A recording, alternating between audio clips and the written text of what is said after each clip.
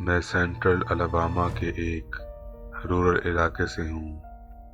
Capital city Montgomery से तकरीबन 30 minute दूर एक छोटा सा टाउन जिसका नाम है पाइन लेवल। ये वाकया 2002 का है। मुझे याद नहीं कि उस साल में 13 का हुआ था।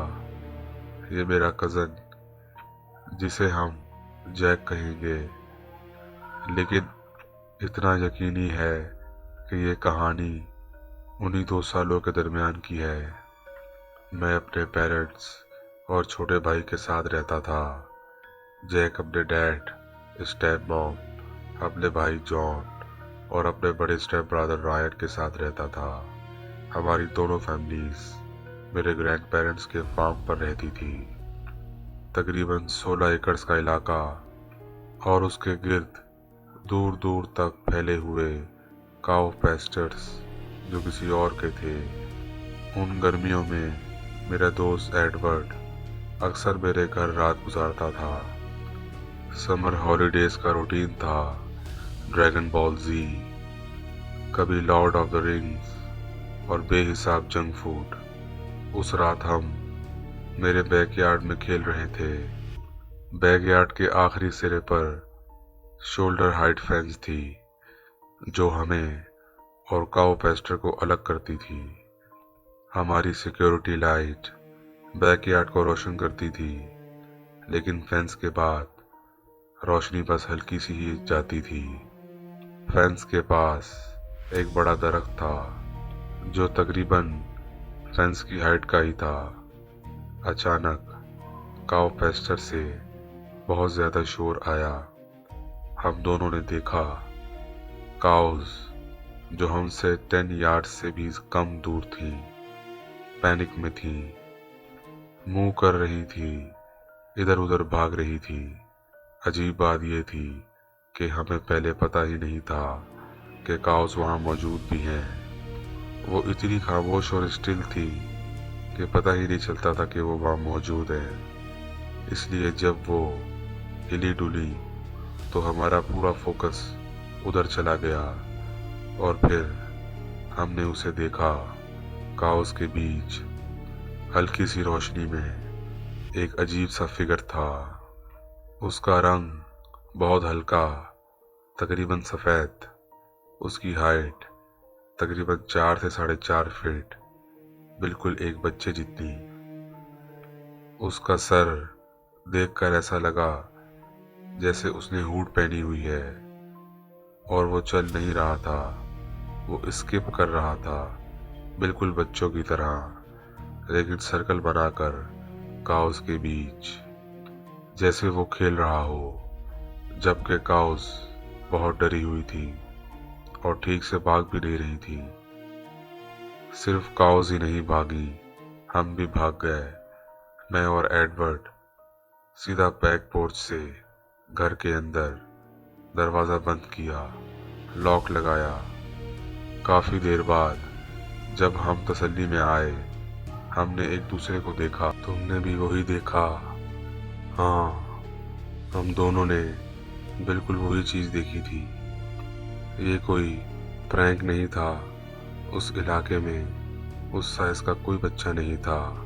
कोई ऐसा पागल नहीं था जो सफ़ेद कपड़े पहनकर खामोशी से काउस के पास जाए, सिर्फ हमें डराने के लिए, और फिर खुद ट्रैम्पल होने का रिस्क ले।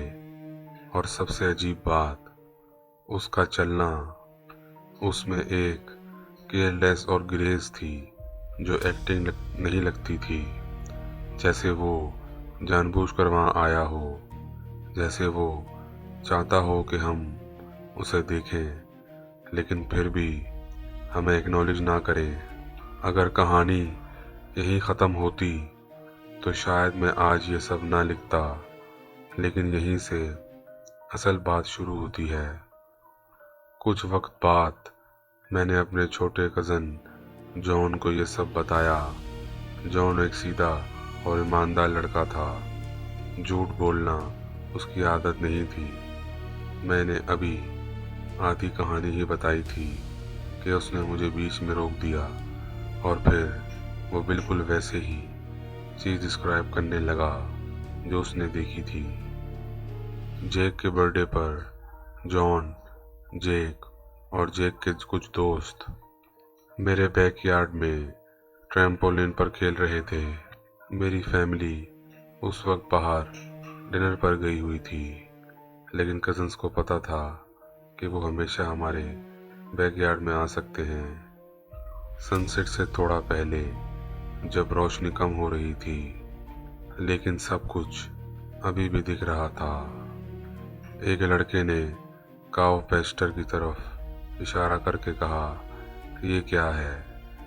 जॉन के मुताबिक 50 से 100 यार्ड्स दूर एक चीज एक काऊ के पीछे से दूसरे काऊ के पीछे भागी, फिर तीसरी के पीछे, जैसे छुप छुप कर मूव कर रही हो। लड़कों ने सोचा कि शायद रायन प्रैंक कर रहा है। दिमाग फौरन लॉजिक ढूंढता है, लेकिन फिर वो चीज एक काऊ से दूसरी काऊ तक इतनी तेज भागी कि कोई इंसान वैसी स्पीड नहीं पकड़ सकता। लड़के इतने डर गए कि रोती हुई हालत में मेरे अंकल के घर भाग गए। ये कोई कमज़ोर बच्चे नहीं थे, ये फुटबॉल खेलने वाले टफ बॉयज़ थे जो छोटी बात पर कभी नहीं रोते। सालों तक मैं यही सोचता रहा कि उन्होंने बिल्कुल वही चीज़ देखी जो मैंने और एडवर्ड ने देखी थी। लेकिन कुछ अरसे पहले जॉन ने मुझे एक बात बताई। उसने कहा कि जो उन्होंने देखा वो डार्क कलर था, जबकि जो मैंने और एडवर्ड ने देखा वो लाइट या सफ़ेद कलर था। शायद डिस्टेंस की वजह से रंग बदल गया हो, या फिर शायद वहाँ एक से ज़्यादा चीज़ें थीं। लेकिन एक बात क्लियर है, दोनों इनकाउंटर्स 2 हफ्तों के अंदर हुए। वही काओ पास्टर, वही बैकयार्ड से नजर आने वाली जगह। 2 अलग ग्रुप्स, 2 अलग दिन, लेकिन एक जैसी कहानी। इसके बाद मुझे कभी शक नहीं रहा कि ये सिर्फ बच्चों की इमेजिनेशन थी। एडवर्ड और मैं जो देखे उस पर मैं पहले ही यकीन करता था, लेकिन जब किसी और ने मेरी कहानी सुनाए बगैर बिल्कुल वैसी ही कहानी बताई तो वो हकीकत बन गई। कुछ साल बाद हम इस इलाके से शिफ्ट हो गए।